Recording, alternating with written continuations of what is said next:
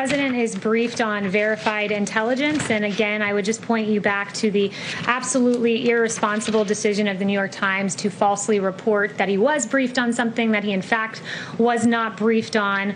And I really think that it's time for the New York Times to step back and ask themselves why they've been wrong so often. The New York Times falsely claimed Paul Manafort asked for polling data to be passed along to Oleg Deripaska before having to issue a correction. In June of 2017, the New York Times falsely wrote all 17 intel agencies had agreed on Russian interference before having to issue a correction that it was only 4 agencies. In 2017, February of that year, New York Times published a story claiming Trump campaign aides had repeated contacts with Russian intelligence, which even James Comey has said was almost entirely wrong, New York Times.